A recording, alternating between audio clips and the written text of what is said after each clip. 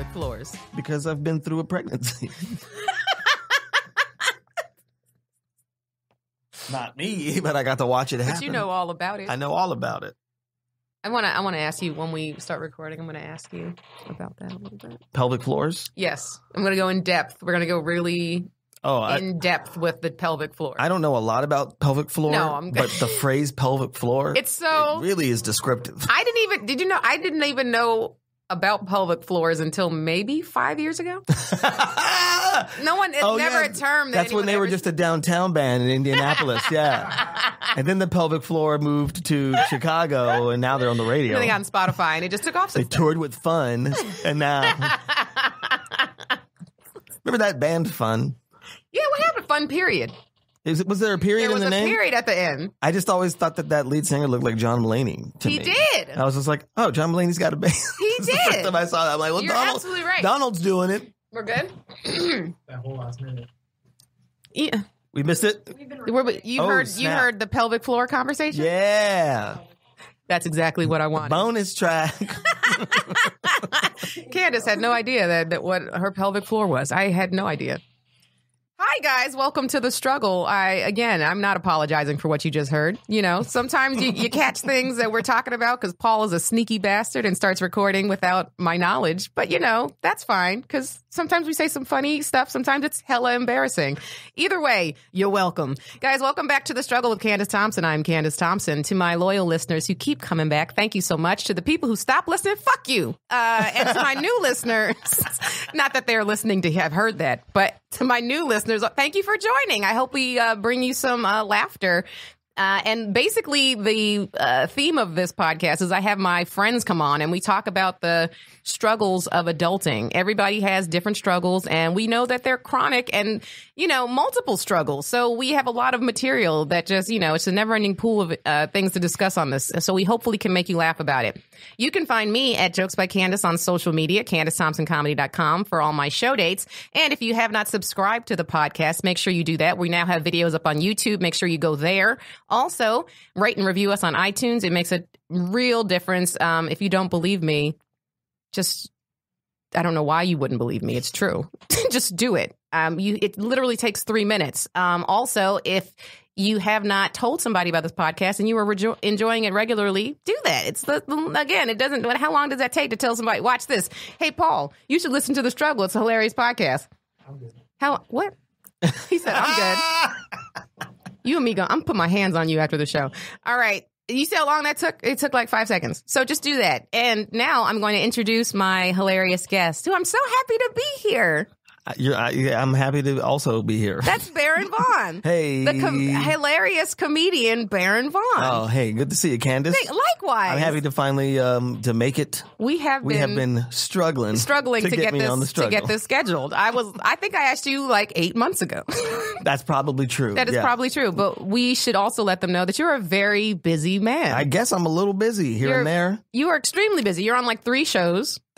Yeah, I guess. You are. Yeah. I'm always so embarrassed. I'm always like, oh, me? 3 Yes, 3 you. And you might not want to plug your stuff, but I will. You're on Grace and Frankie on Netflix. Frankie. You're on Corporate on Comedy Central. And you're also, is it Mystery Science Theater 3000? 3000, on Netflix, right? Yes. Yes. Look at killing it, Baron. Where can people find you on social media? Oh, on social media? You're just going to have to Google me. My handle is something I thought was clever a long time ago, but it just confuses people. It's BAR. It does a little. VONBLAQ. That's on the Gram and the Twitter, the Foursquare. Catch me on Bebo, Black Planet, Friendster, Black Planet. You hear Solange? Black People Meet. Solange is bringing. Was it Black People Meet? I think it's Black Planet. Or right? Black Planet. Oh, is it Black People Meet? Yeah. I don't know. I forget now. Solange is bringing it back. She's like she opened up an account, and I think she's like going to be in charge of like maybe their marketing or something. I don't know. Don't quote me on that. But she's got her hands in it now, so people are like going to reopen their Black People Meet accounts or Black Planet. Black Planet. Solange, if you're listening, I think she does listen. Just do for both. Call in, Solange, so we can have a... But clearly, if people can't remember the difference, that's why it needs to come back. That's why we need to rebrand it. And I think Solange is the right... Have you listened to her new album yet? I haven't listened to her new album yet. You know, I only just barely heard about it. I started it. Yeah. Haven't finished it. but I'll give it another shot because often it's like, a pilot for a show. You can't judge it off the first time you're experiencing it because, you just, it might be something different you've never seen before. Just give it some time to evolve and grow. And Solange is worth it. Yeah. She's a real artist, so whatever she's going to be doing is going to be interesting. Interesting is a good word. That's the word I would use to describe it. To me, it just felt, I loved her first album. Yeah. Well, not the first one, the last one. Yeah, I liked it too. Her other albums, they've been okay. They just never blew me away. This last one blew me away. And then this one, I felt like all the songs were it was just her saying the same thing over and over again. Like literally. The same thing over and over again. So I felt a little redundant to me, but I didn't listen to the whole thing, and I was kind of distracted when I was listening to it. So give it a shot, guys. Some people do that, especially a real artist. I think they try an experiment, and sometimes it's a step on the way to whatever's next. Yes, that's going to be great. Yes, but they had to kind of go down this closet. It's a risk. It's like, what's in here? Let me unpack these ideas. All right, the wardrobe and the Lion, the Witch, and the Wardrobe. Yes, right, exactly. They got to go into Narnia. Exactly, and it may be wrong, and it may be right, but we won't know until the critics pan it. Or love it. But whatever's going to happen. Turkish Delight. Remember that? That was Can I tell you that Turkish Delight? I was obsessed. So if you have not read the book, The Lion, the Witch, and the Wardrobe, which I thought was like in everybody's school, it was like on the reading list that we all had to read. I was obsessed with Turkish Delight. Because they described it. Made it sound delicious and amazing. And can I tell you that I did find someone? Yeah, it's not really that interesting. Where did you get some? You probably were in Turkey or some shit. I was in Turkey. No, I have no idea where I was the first time I might have been in England, actually. Oh, really? I'm sure they probably sell it at like 7-Eleven, whatever their equivalent of 7-Eleven is there. Oh, what is there? Sainsbury's. You're going down to the Tesco? You're going to go down to Sainsbury's? I think it's something like that. Probably. It sounds right to me. I've never been. So I'm going to say sold. Okay, good. No, Sainsbury's is the real place. But anyway. You've had the Turkish Delight. Yeah, I don't remember it though. Oh, I do. It was trash. It was straight up. And again, I think it's because, which is funny because this will actually dovetail into my struggle for the day. Perfect. Is I need to manage my expectations better.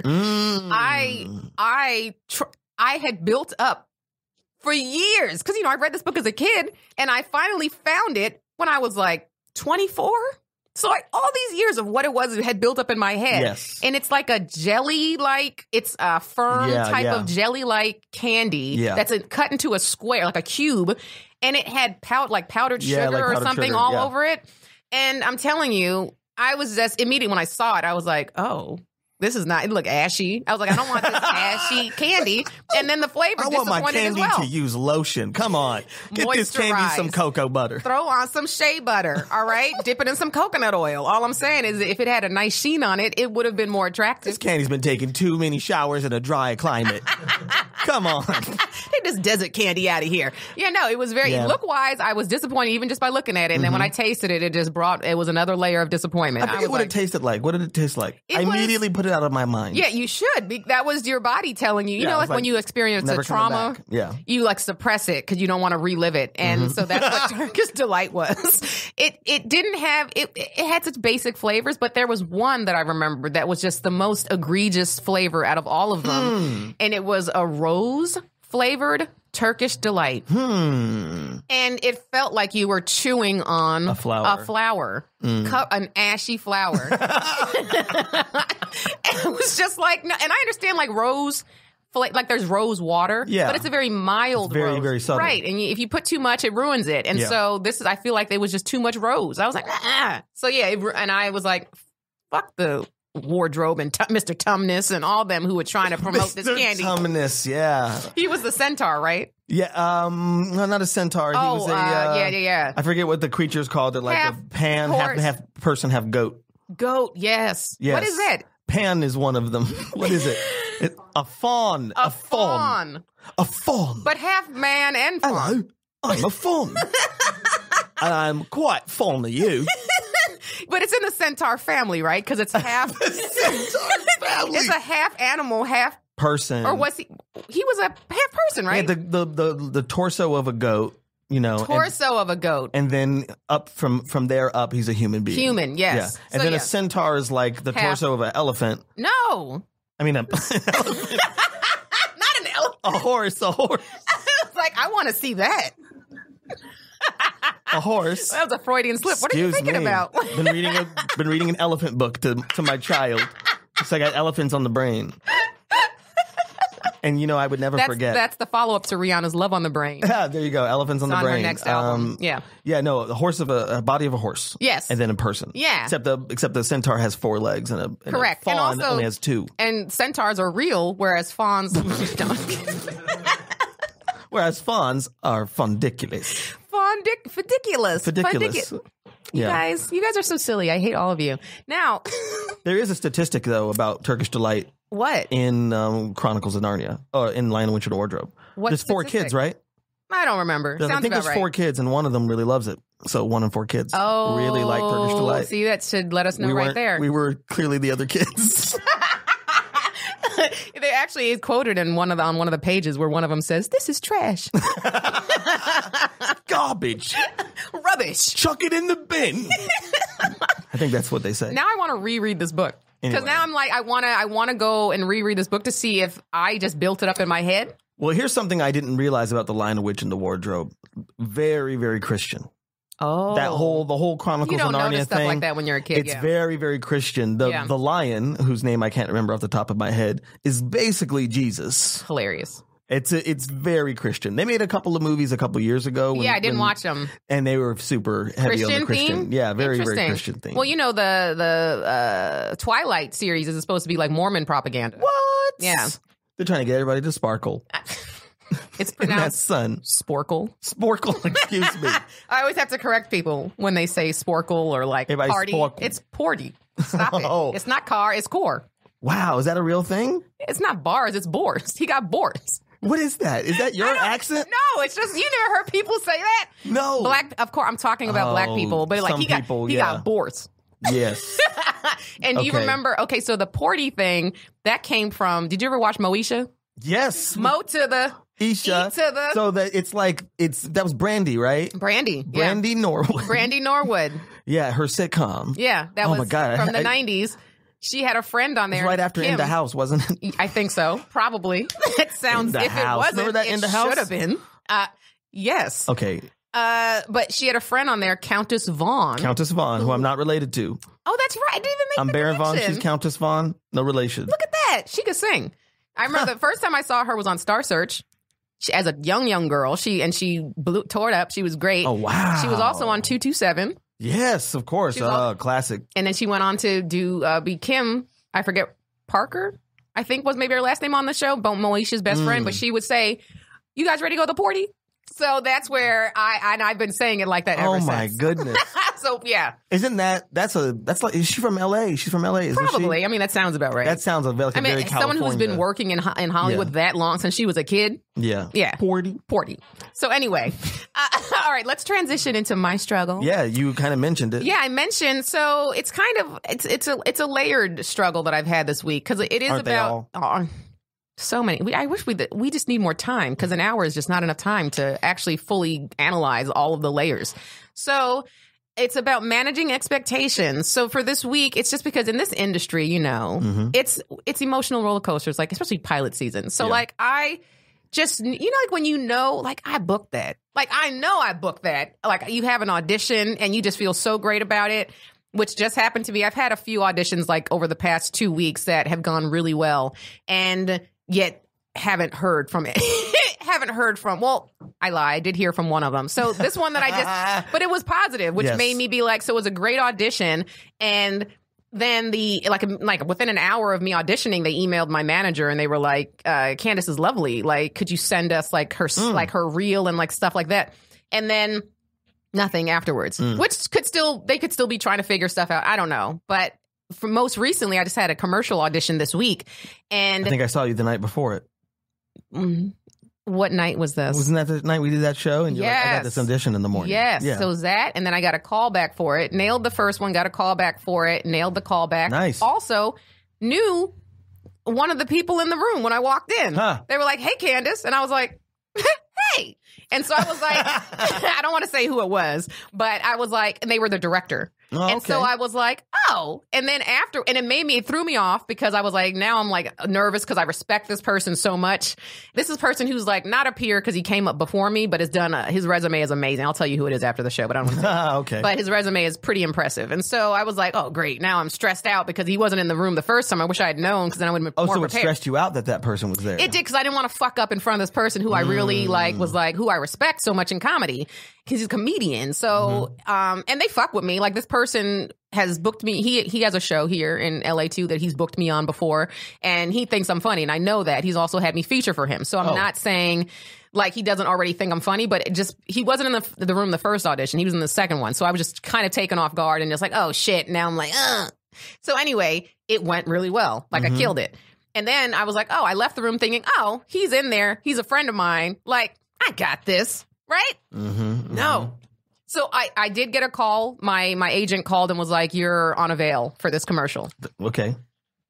Then I run into this person last night. Oh, goodness. And he told me, he was like, I'm so sorry, but you were second place. They went with somebody else. Ooh. And that was the first. So again, managing expectations is the first layer that I'm dealing with because, and I should know better at this point, right? We should know better as artists to never get excited about anything because anything, it could be gone you think you got something like you're getting your project's greenlit and then something happens and then it's gone. Well, I got to push you on that one. Go ahead. I would love feedback. It's not necessarily never get excited. What is it? It's be okay with disappointment. I don't want to be okay with that. You got to be because Who wants look, to do that? it's all the things that just happened right there are great and sure. exciting. For so sure. it's kind of like, and I know that when you're looking at your savings account and you're like, there isn't one. This disappointment, feeling okay with this disappointment ain't going to pay my rent next month, But right? that's the biggest thing because it's kind of like all those lines are blurred here. For sure. So it's kind of like worth, like what you're worth and who likes you and who knows you can get you your rent, Oh, for sure. It's what it is, I think, is like it's like a slow build where it's like these things that frustrate us so much. We don't think they mean anything like in the grand scheme, but they do. It's like he saw me do this and he's like, now I'll call her back in for the next thing that I'm directing because I know she can deliver. So, and maybe that commercial wasn't for me. Obviously it wasn't. Or, maybe that chick who got my spot, she might get, Nancy Kerrigan. I don't know, and maybe it also that's the just universe. might be a literal thing that you can't control. Oh, for sure. Like a lot of the times, that's the hardest thing about auditions. A lot of the times it has nothing to do with whether or not you're good. For sure. It's always some dumb, shallow, oh, for sure. surface reason that they make a decision. Well, that's going to be the layer of my struggle. So he told me what it was, which is so fucked up. Oh, no. It's I'm so scared. fucked up. Okay. And now and also Lay another. it on me. I said I'm ready, gotta lay it on me. I love working with Baron and talking to Baron because you just interject with like music. You got to get to that's the rule of musicals. That is like whenever you talk to Baron, you feel like you're in a live musical because you never know when he's going to break out into song, and it's so special. It's the most adorable nervous habit that anyone can. Is that what is? It's a nervous thing. Of course it really? is. It's a tick. Oh, I didn't know that. It doesn't matter. What kind of autism is that? Autism. Okay, that's autism doesn't make any sense. No, but it doesn't. It's awesome. I want to hear the rest of the story. And then another thing you have to think about is like when they're actually telling you what the reason was, you question, is this true? That's a whole nother layer. Okay, so what he said to me was, this is why it's so fucked up, is because apparently there were two other black people it's a scene with 3 people. Okay. And 2 of them that they had hired were black. And they were like, we couldn't have another black person because it was going to be too black. So apparently they went with probably a white woman. Now, and my initial thought was then replace one of those other black people and let me do it. That was my first. Oh, goodness. But my reaction to this is so fucked up that in 2019, we can't have a commercial. And it's for a shoe company. Okay. We can't have a commercial with 3 black people because it's not for BET Network. You know what I'm saying? Like, that's not a conversation that's had when it's 3 white people. It's never a concern. No. And we're talking about this after we've seen the success of like Black Panther and Girls Trip and how we don't have to worry about, is this going to be palatable to other races, white people. I'm not other races, white people. But two gigantic movies are not going to undo, of course, decades of conditioning. But you would think that as far as sales go, still, that stuff is deep. I know. That stuff is so deep. It's still going to take a long time, you know? And that's the biggest thing. It's just in the ideology of how these industries were even formed. You know what I mean? For sure. So it's kind of like, because a friend of mine who is an author, right? She's a novelist. Yeah. For real. And I want to put her in African-American literature. And it becomes this kind of weird double-edged sword where it's like, yes, she's a black woman that writes. But I don't have to specifically. But there's no such thing as African-American literature. It's just literature. It's just literature. But you put that label on it. So it's like the label's supposed to be like, isn't this great in a sort of a weird way? Right. Look, we have black writers here. Right. But it makes people who aren't black go, oh, I guess I can't read that. Like, it's not a life that I can relate to. And that's why they need to start doing this. Like, there's nothing wrong with having a commercial with all black people in it that's not specifically for Afro Sheen. You know what I'm saying? We can advertise. I haven't seen a commercial for Afro Sheen in a very long time. Well, that's the next audition that I have. If I do see it, I want it all white people next time. We should shoot that, actually. That would be hilarious. They have taken cornrows. It is no longer ours. They did. They took cornrows. They're calling them boxer braids now. I've seen more white people with cornrows than black people with cornrows in the last couple of years. For sure. Because they're trendy now. Super trends. Not the way I said it. That'll never be trendy. Super trend. You know, I know you weren't a found of that one. Call back. Now. Call back. So managing your expectations, what does this mean when you say this? I mean, it's you know, it spans my life just in general. I think that's been an ongoing thing for me, but especially being in this industry. You know what's one of my, I'm sorry to interrupt. Yeah, no, go ahead. Here's one of my favorite jokes of yours. Which one? Is the one about the whole thing about how your father treats your mother. Oh. And sets these expectations. Yes, that's what I'm saying. My whole life. My mother's never pumped gas. So now I think guys are just supposed to do that. Well, you expect an intimate level of consideration. Which I think. Which is what your parents have. Yeah. But I think it has messed you up because that's not this country. That is a 1 out of 4 situation, like Turkish Delight. Your parents had the Turkish Delight of relationships. The odds of me finding a dude that's going to be just like my father, the odds of finding a tasty Turkish Delight. It's not lower your expectations. And when you put it like that, doesn't that make you want to make the journey out? No. I'm just saying stuff. You want to crawl in a hole. But it's been a lifelong thing for me is like lower your expectations and that way you're not disappointed like often, which... as you're saying, I need to be disappointed. Well, because the thing I think I've been disappointed enough, Baron. But you have to because what happens is you start to rob yourself of feeling your moments of joy and your moments of happiness. Yeah. You know, you did great at an audition. Like you felt good about it. But because you didn't get it, like now you no longer feel good about it. But it's like, but you nailed it. And you know you nailed it. And you almost got the job, which is proof that you nailed it. What? And they chose somebody else on some bullshit. Yeah. And it has nothing to do with whether or not you're actually good, right? Yeah. So you can have a little piece of joy, contentment about that kind of validation. That is true, but I can still be mad about the black thing, right? But you can still be mad about it. I still want to be mad about something in this. Can no I have one is only ever feeling one thing at a time. Layers, guys. Yeah. That's the theme of this episode. It's all about layers. I would also like to add that just really quickly, that this person who, my phone is blowing up, is that this person who, the director who I know, he wasn't on board for that shit. Just FYI, he's a white person, but he's also down as fuck and like has been known for supporting black projects. So I know he wasn't in that bullshit. So, but it was other people, I believe, that was. There's an outnumbered kind of a situation. I mean, absolutely. The director is still relatively a guest in this kind of situation. For sure. He doesn't have final say, right? Yeah. So it still sucks. Yeah. Again, that's like a bigger problem about who it is that made the commercial in the first place. Yeah. So it's kind of I want to put them on blast right now. I can't. I want to just. But that's the thing, is that kind of bite the hand that feeds you kind of stuff. That's the thing. Because it's like people try to ruin each other in this damn town. For sure. But like personal and professional, I'm saying those lines are blurred like that. And it's so funny because I was just listening to. Have you listened to TED Radio? It's a Yeah. podcast where they take TED Talk episodes and kind of Hi guys, I'm Guy Raz. You mean that that one? guy. Yes. Yeah, I think so. Yeah. And you know the host. the question is, what if is that so bad of a thing? He's like, Baron's like, never heard it. Maybe the way that we thought about it is the opposite of how to think about it. And I never thought about that.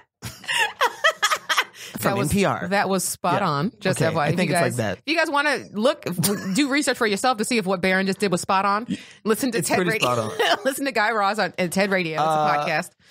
NPR. I like it way better than actual TED Talks. Because they're quicker. They condense them and they make it in radio format. So they just take a It's bunch of produced. episodes.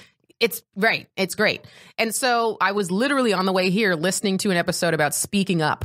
Yeah. I heard that one. Did you, I just followed him on Twitter. I want to say his name because he was great. But there was a black dude that he's like a Harvard maybe professor, doctoral candidate. Maybe I didn't listen to the whole thing. It was the best part.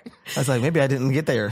Something Was he early or late in the episode? 'Cause I it don't was remember. later. I think Okay. he's the second to last one. Okay. And he does basically like he does a poem about the importance of speaking up and why he quoted Dr. Martin Luther King, but it was just he did it in like a spoken word format. And it was very powerful. I just started following him on Twitter and I want to say his name. There's no way you're going to know how to. I know. Because if you hit who you're following, it's going to bring it up in a random order. Oh, stop. Great. I just followed him. It's still going to mess Doesn't it matter. up. Okay. The algorithms got Sorry, it I now. God damn it. The I want to give him a algorithm took shout. it. But in this, like, for example, for this specific thing that we're talking about, like speaking up in this situation, like calling out this company that I auditioned for, you know, I'm risking burning a bridge and never being able to work for them again or at all. But also, it's kind of like, I kind of want to say something, but I'm not going to. But that's what And that's the struggle. That's the struggle. That's the struggle. On top of the other struggles. Like, you want to work, but at the same time, you want to stand for something. And Yes. artists, I think, real artists, we want to be, that's why we are doing what we're doing. Because I think we feel a social responsibility to raise people's consciousness about certain things. And a lot of us have platforms to do so. And so it just sucks when we know that our livelihoods are at stake. Yeah. But I don't want to be one of those people that silences myself. I think I just need to have more power first, and then I'm gonna shit all over them. But that's part of the thing, though. Like that's why it's so hard, because we're inside of this beast that works in this way. Yeah. So it's kind of like, you know, this struggle Keep coming back. was engineered, you know? So it's kind of like, it's very hard to kind of say what you need to say, then at the same time, like maintain, you know, your life, if you will. For sure. Because those people, some of these people, gatekeepers, if you will. They don't want you talking. If they don't like what you said on a personal level, Right. they will mess with your money forever. Forever. You see what happened to Monique? We all saw what happened to Monique. Yeah. Like, did you see the Steve Harvey conversation, the No, interview? what Steve happened? Hardy. Steve Hardy, And I am host of the Family Feud, brother of actor Tom.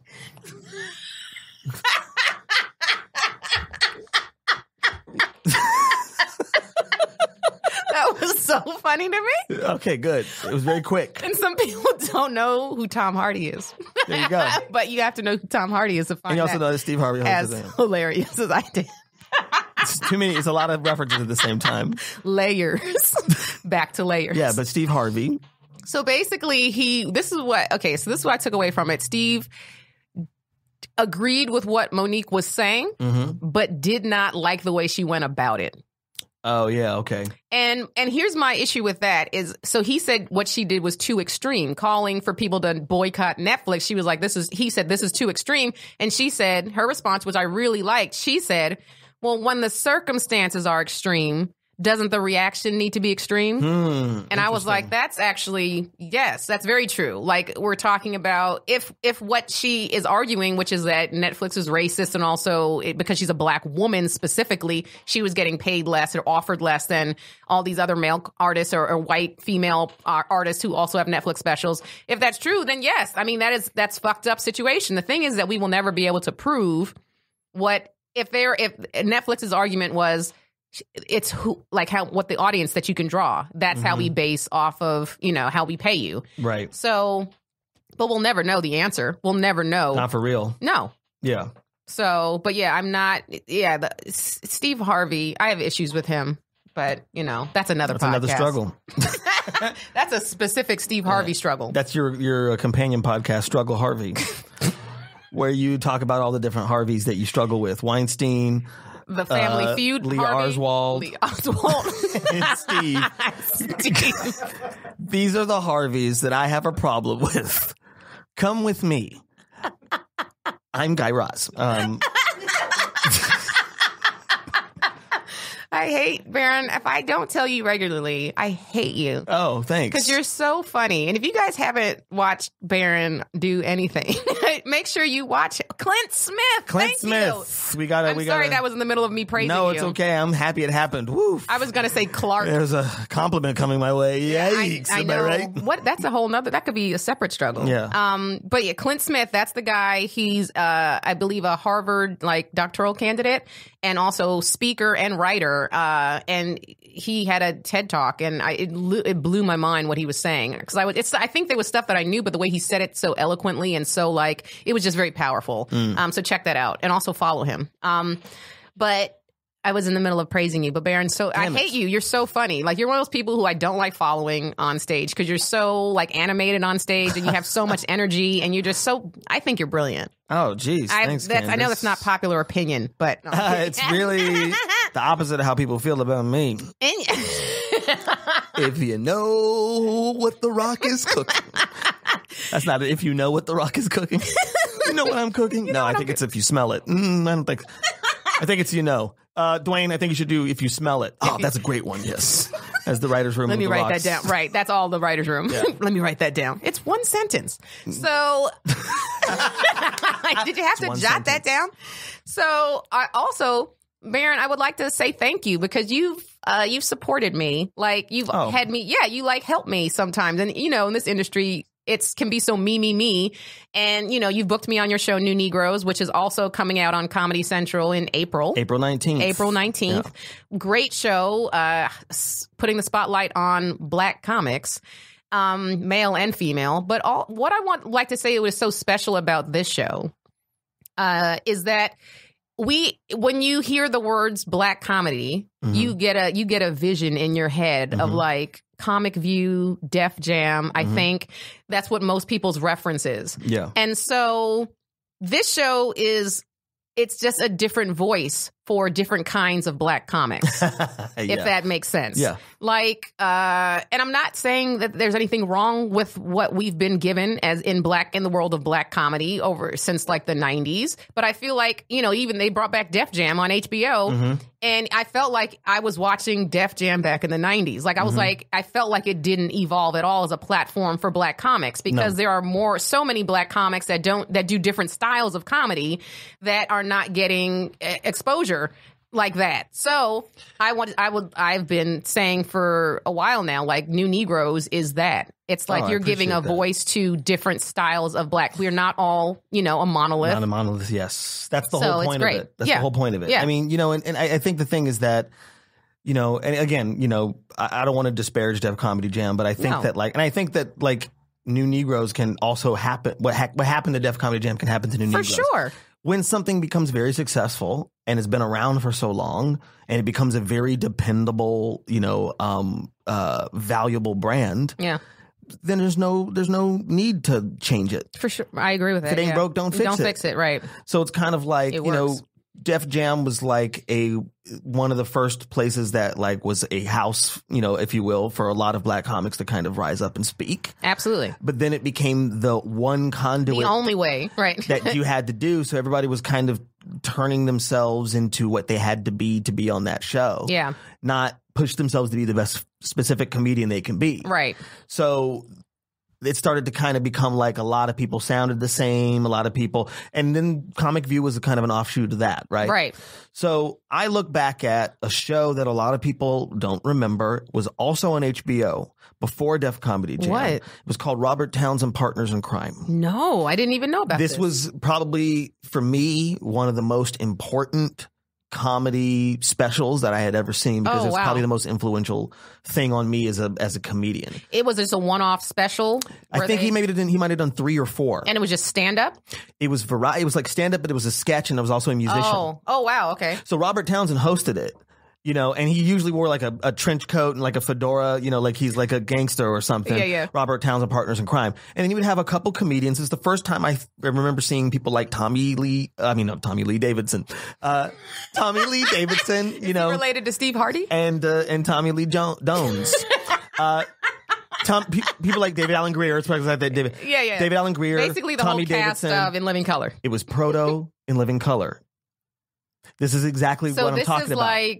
It was before In Living Color. So this is like, when was In Living Color? That was early 90s? Yeah, I think it was so this is might in have been the even 80s? 90, like exactly 90. Yeah. Yes, this was in the 80s that Robert Townsend, Partners in Crime. So you would see all of the people that ended up becoming In Living Color. I'm talking all the Waynes, Tommy Davidson, David Alan Grier, Anne-Marie Johnson, Kim Waynes, John Witherspoon, Robin Harris. Wow. LaWanda Page, Paul Mooney. Wow, yeah. So he would have all these different generations. He was almost like a bridge of a gap. Yeah. So people grew out of that and became In Living Color, but he also had Robin Harris and Paul Mooney and LaWanda Page and all these people on the show. It's the first place I ever saw Hammer. It was before You Can't Touch This came out. You saw him on that? On that show. Yes. I hadn't even heard of this. And he did a sketch every episode that became like, because, he was a filmmaker, so it was like a short film, but it was a sketch, and it was sort of what, Keene and Ivory kind of ran with these ideas and became In Living Color. But it was like a bunch of different kinds of people that were all black. That's what? In one place. In one place.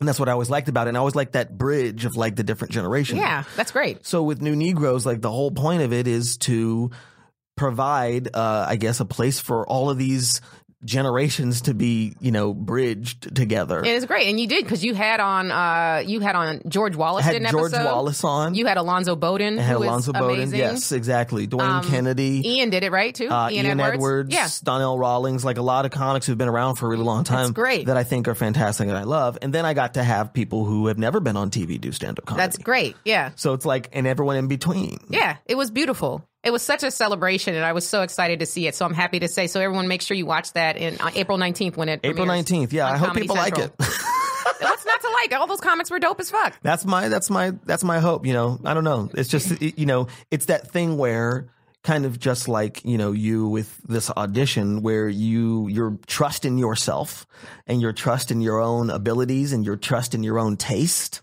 gets slowly eroded by this constant stream of rejection. Yeah. And even when you start to quote unquote make it and make things, you forget to have the times where you have the joy. Yeah. Like I'm saying to you. Yeah. So if you don't have any practice feeling good, when you get X, the thing that is supposed to, if I just get, then I will finally feel, if I get X, I'll feel Y. Yeah. But if you have no practice feeling good, you don't know. Then when you get there, you've already trained yourself to be something. To be disappointed.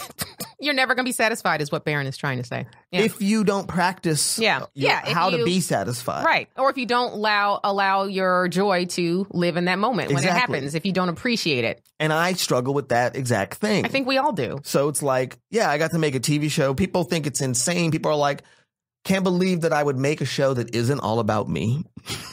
That's the biggest shocking thing. It's like, wait, you made a show for other people to go on TV? I'm like, yeah. Yeah. There's all these people I love out here. Struggling. That's what I want to do. But it speaks to shout out to Baron for not having a narcissistic personality disorder. I save that for private times.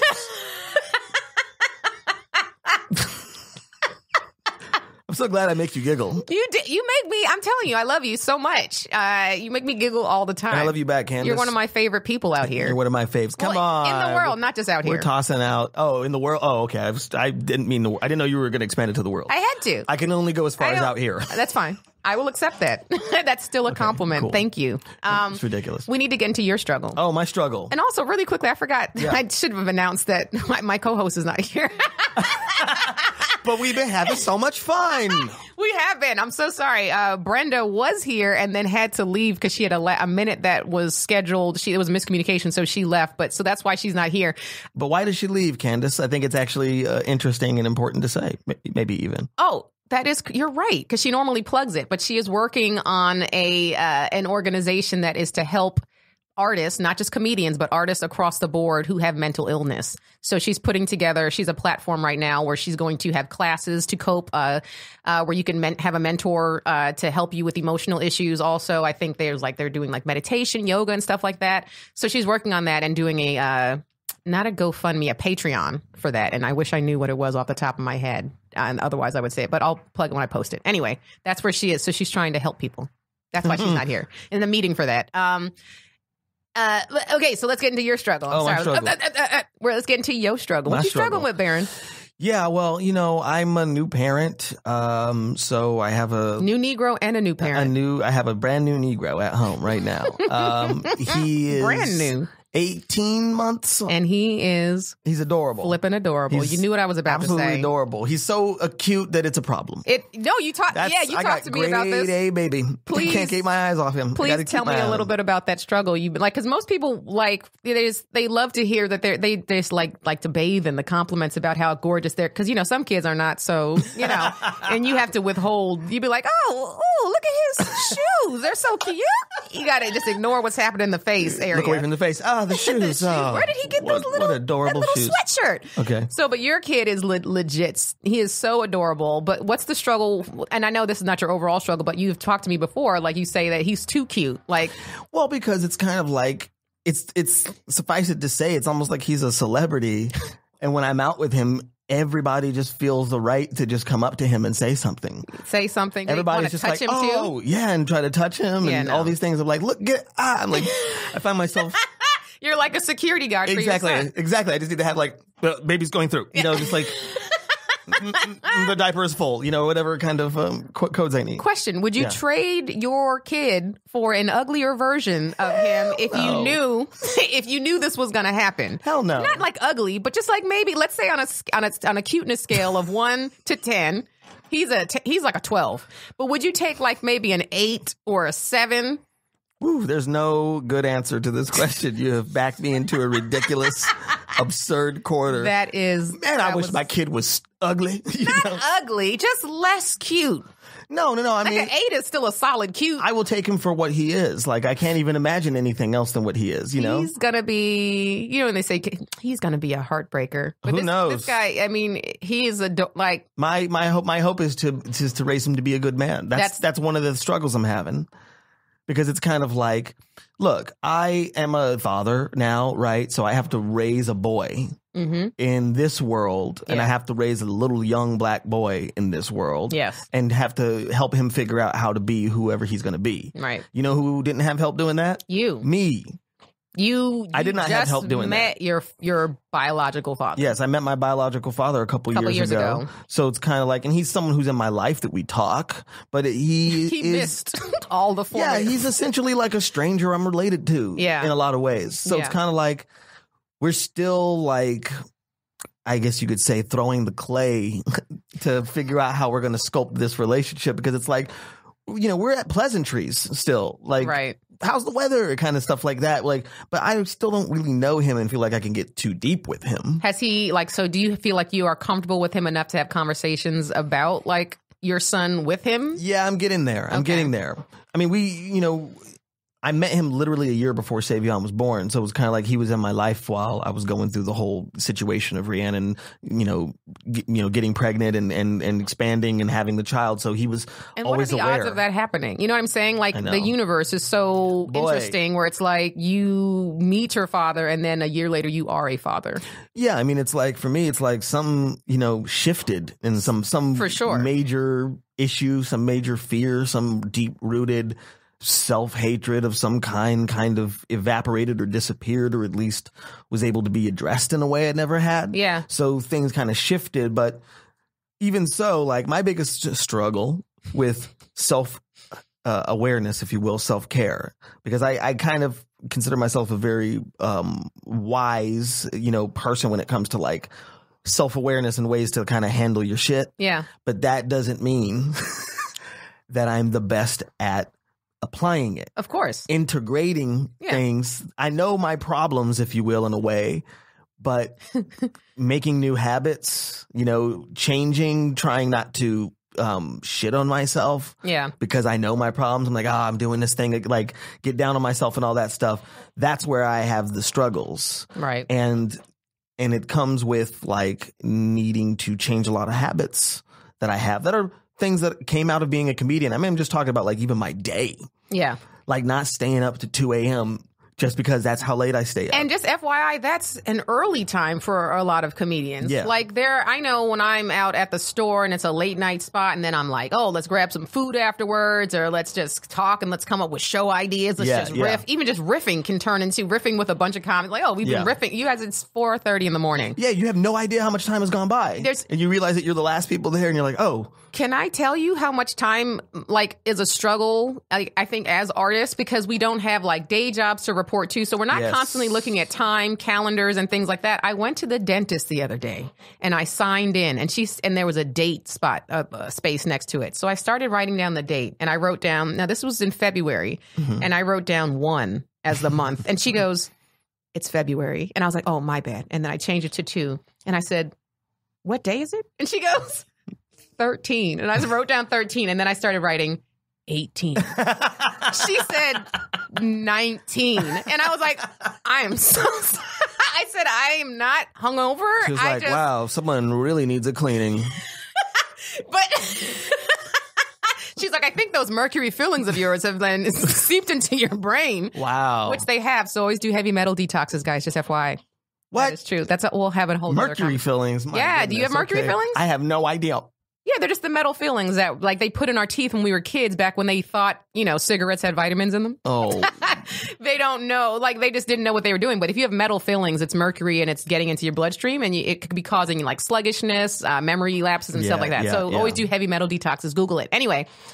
So yeah, I had to explain. I was like, I'm not hungover, but it was mainly because I had just woken up. My appointment was like 10 o'clock in the morning and I had just woken up. And also I was like, I'm a comic. And that's that. I love how that explains so much. You have a nocturnal lifestyle. Yes. And so it's like suddenly for me, it's shifted to this little boy is going to be up at 7 a.m. No. It don't matter. He doesn't know to sleep in. No. He doesn't know. There's no school today, kid. Like, there's no snooze button on your son. No school today, kid. Yeah. You're too young for that. Go ahead and go back to sleep. Go back to sleep. What? It's because being awake and knowing how to do things is still new to him. So when he wakes up, he's like, I'm awake. Where's my life? Wants to wake like, up. Forget life. Want to go to sleep. Back to sleep. So so you've had a whole lifestyle change. I'm still struggling with it because it's kind of like I'm just used to time management and all that stuff has never, ever, ever, ever been my strong point. Yeah. And let's not blame it on blackness. Not necessarily. It's my parenting. But although you were late today. I was late. You're damn right. And he blamed it on the rain. It's raining though. Blame it. Wait, how did it?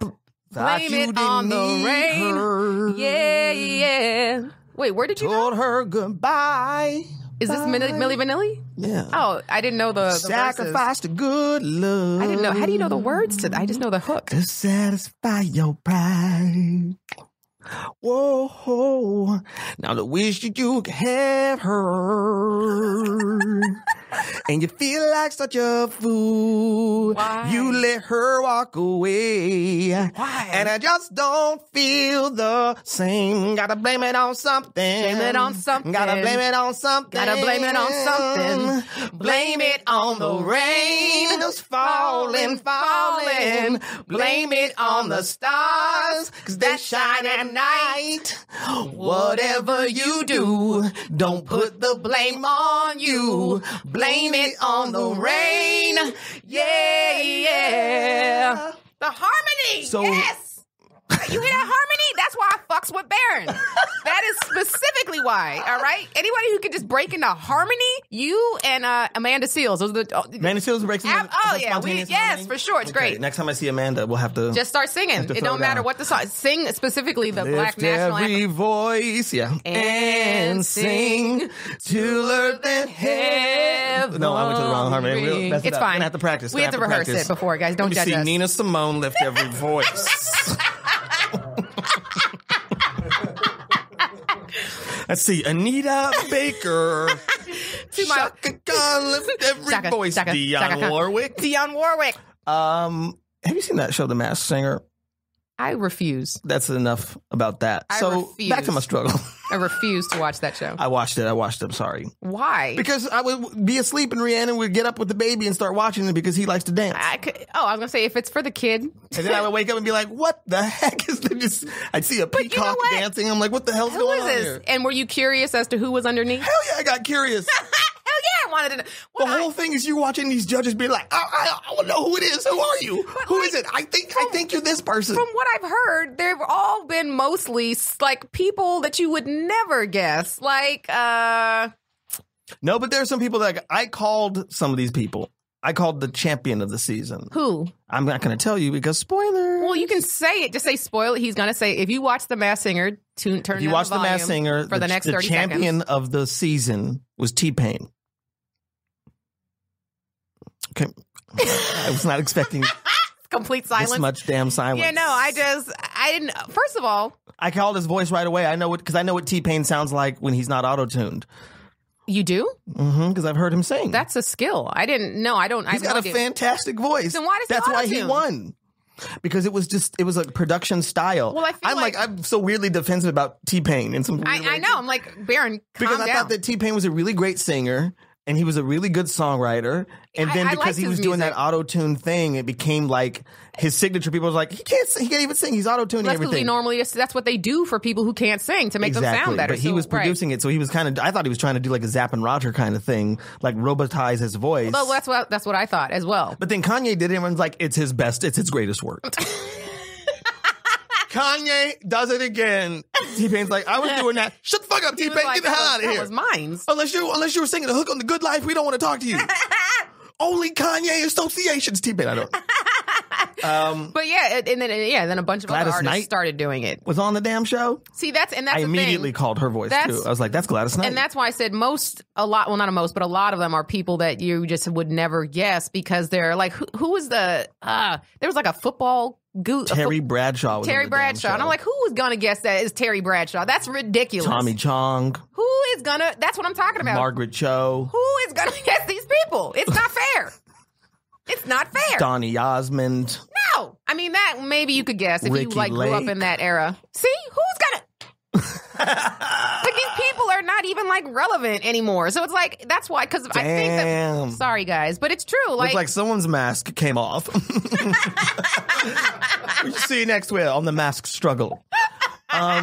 Next week? I said next week. I don't even know what that is. But like, I could understand people if it was like actual like singers. Well, there were real singers on the show. Well, yeah, no, like Gladys Knight. But I'm just saying, like, I guess the people who are really like relevant now are not. They're too busy. Latoya Jackson. Relevant.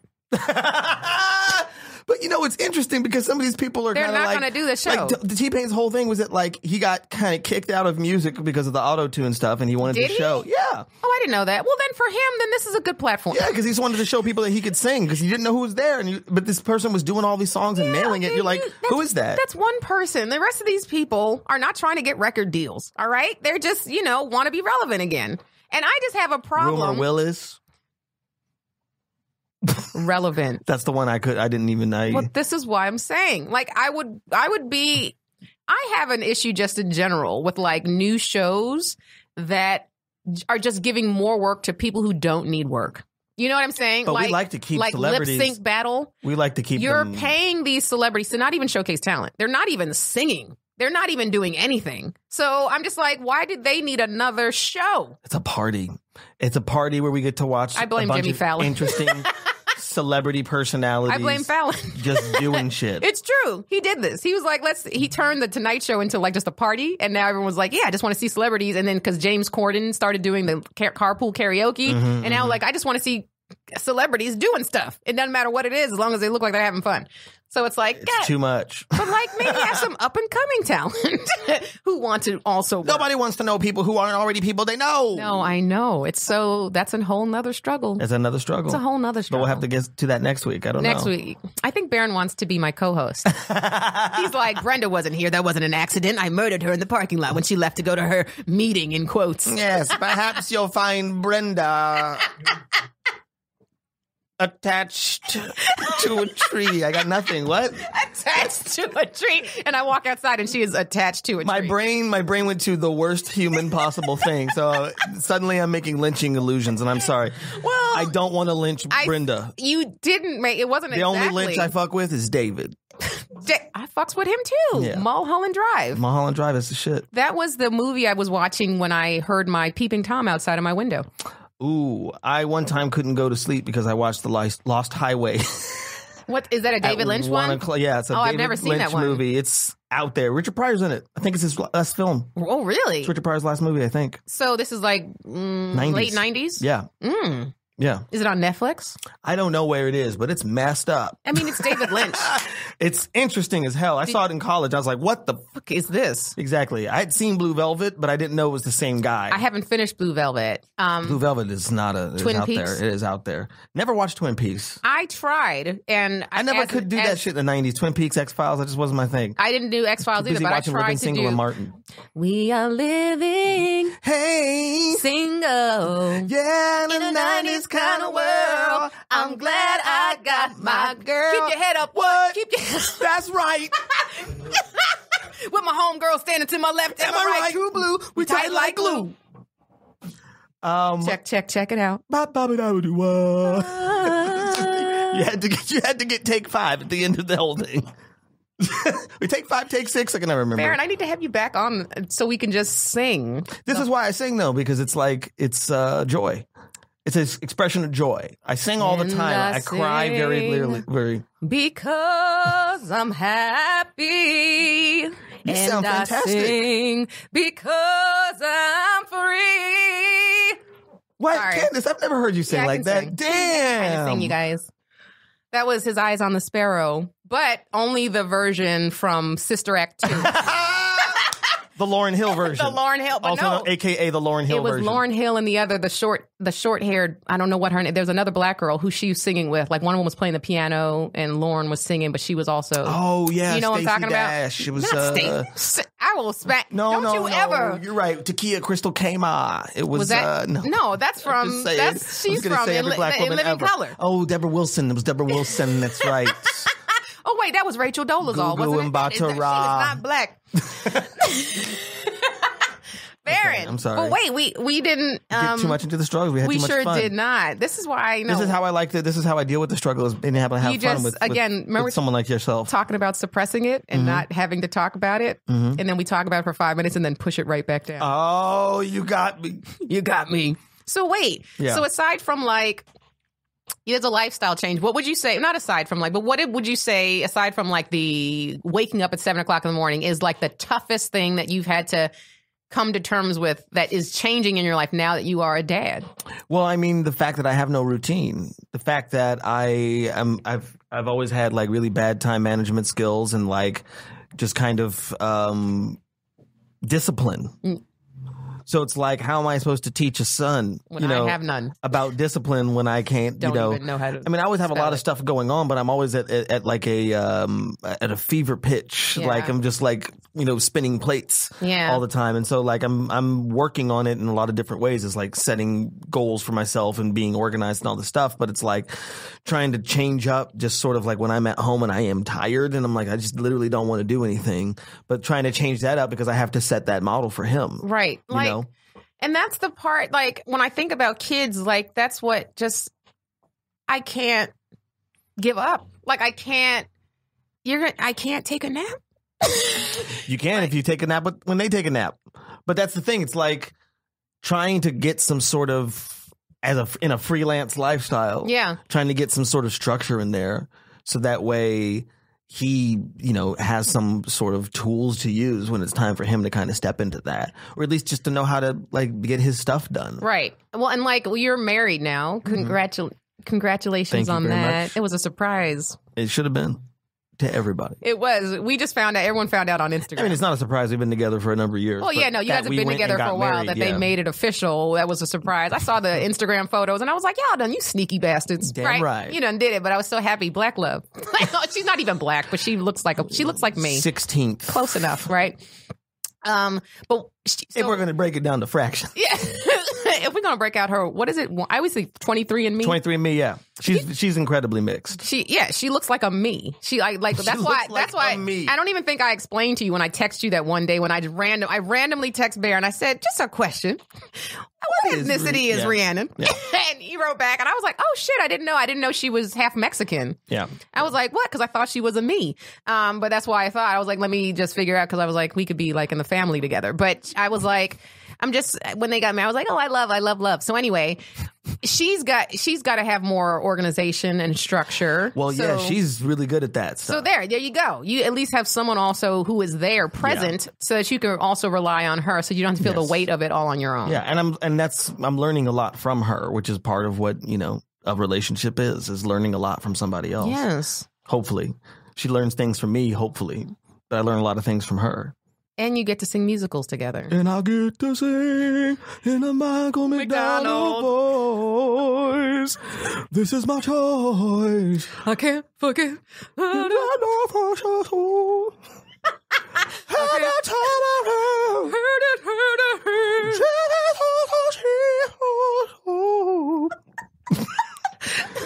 We'll see you next week on Gibberish Doobie Brothers.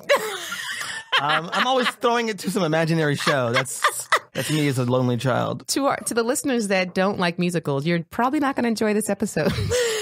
But it's too late. If you're hearing this, then you've already heard all of it. That's right. It's too late. Musical. We didn't sing anything from a musical. We just were musical. We were musical. There's a difference. Look it up. Google it. Google it, bitches. Baron, I'm so sorry we had to wrap this up. Okay, that's fine. It's been an hour. But this has been a magical hour. I'm always struggling with something, so... I will have you back on Please for do. sure. But I think that's the beauty of this podcast. I'm telling you, the fact that I do this, I record this weekly, and I have been doing it for over a year now, and I still have a struggle to open up the show with every freaking episode. And sometimes there's more superficial of a struggle. Like I'll say oh, the traffic today was shitty. This car cut me, whatever. But a lot of the times it's more like what I talked about today, where it's it's still, and it's, it's something that as adults, there's so much to deal with, to talk about, for sure. So thank you, Baron, for coming. You were an amazing guest. Hey, thank you. You were an amazing host. Thanks, Candice. Yay, and thanks for listening to The Struggle, guys, for coming back. And if you haven't subscribed, make sure you do that. We're on all platforms that you listen to podcasts on. Also, if you haven't subscribed to us on YouTube, videos are up now.